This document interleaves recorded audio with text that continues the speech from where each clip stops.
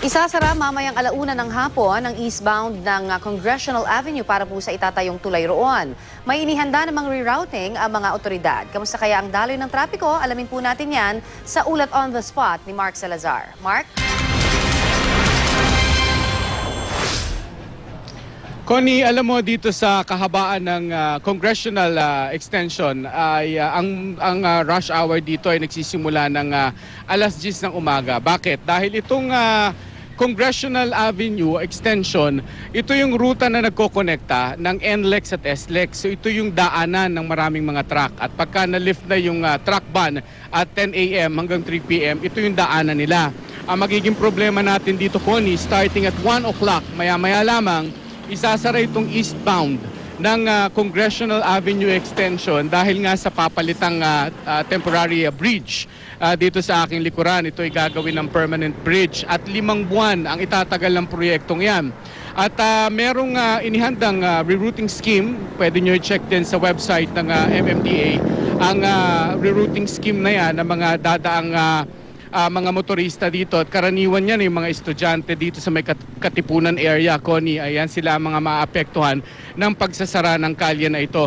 Kanina nandito si Attorney Saruca, ang head ng traffic enforcement ng MMDA, para doon sa i-deploy niya na 12 constables para gabayan yung mga motorista mula pa lamang sa bungad ng Congressional at yung mga kanto na daraanan para i-guide sila sa rerouting scheme na inilatag ng MMDA. Pagkatapos ng 5 buwan, hopefully matapos nga ng 5 buwan, itong eastbound direction, yun namang westbound direction ang isasarado para naman ituloy yung bridge project na yan, Connie. Yon, Mark, gaano karami itong pinag-uusapan nating traffic volume o yung mga motoristang dumaraan dyan ulit, Mark? Wala akong eksaktong numero ng mga dumadaang sasakyan, pero just to emphasize lang yung importance itong kalye na ito. Maliban sa yung mga nasa area na ito ng Quezon City, yung mga subdivision dito na merong sadya araw-araw, halimbawa pupunta ka ng Eastwood sa Katipunan area, nag-aaral ka sa Ateneo, sa Miriam, ito ang yung ruta. At most importantly, kasama mo dito yung napakaraming truck na nanggagaling sa NLEX and vice versa, na papuntang SLEX. Yung pupunta ng Katipunan, C5, hanggang makarating na SLEX. Dito yan dumadaan, at nagsisimula yan ng alas 10 ng umaga hanggang alas 3. Kaya kung isasara mo itong kalye na ito, ang rerouting nila na mula sa Mindanao, halimbawa galing sila sa NLEX, iimbudo yan papunta sa Quezon City Memorial Circle para makapag-CP Garcia at para matunto nila yung Katipunan area at C5 and then to their destination.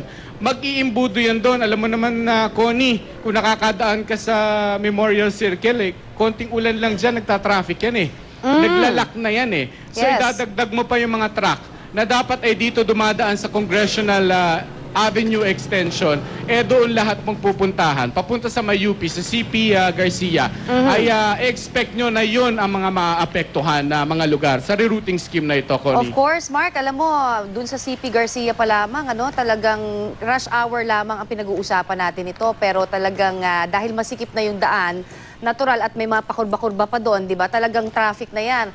So itong pagsasara na ito na eastbound ng Congressional Avenue, sigurado ay mas makakadagdag palalo ng trapiko dyan sa area na yan. So Mark, talagang I think ang pabaon na lang natin sa ating mga motorista itong information at maraming pasensya. Hindi ba, Mark?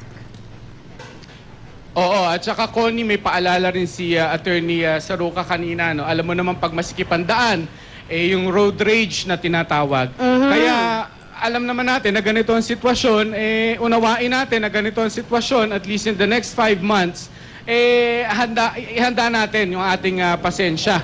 Dahil talagang maraming gitgitan kang mararanasan sa iyong pagbiyahe.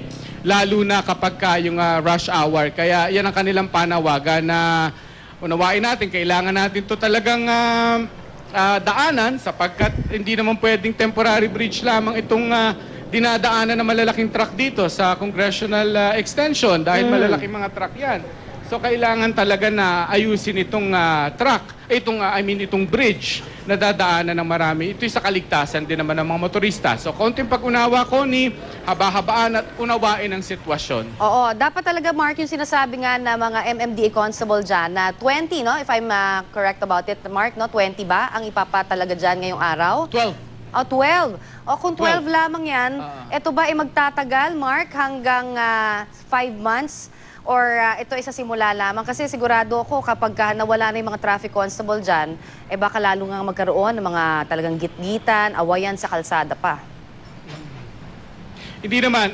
Kasi Connie, yung 12 na constable na extra deployment para sa area nito ay para lamang ituro. Dahil syempre, alam naman natin sa una, hindi pa alam ng mga motorista. Marami dyan, hindi naman nagmo-monitor o hindi naman active sa social media. Hindi nila alam. Yung mga magigitla, yung mga magugulat sa bagong rerouting scheme, kailangan na naandito yung mga constable to guide them.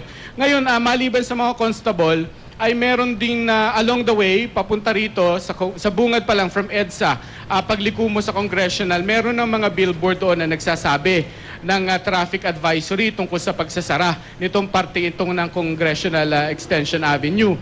Ngayon, pagka nakasanayan na itong rerouting scheme, habang tinatapos itong proyekto, hindi naman nakailangan yung kanilang pagbabantay. Pero hanggat mayroon pang nagkakamali, naliligaw, ay naandyan daw yung 12 constable na mag-guide sa ating mga motorista, Connie. Yes, so basically kailangan nga talaga no, na since 5 months ang bubunuin natin dyan and another 5 months for dun sa kabilang lane naman, Mark. So hanggang sa susunod na taon tayo, medyo talagang kailangan magbaon ng maraming pasensya dyan sa area na yan.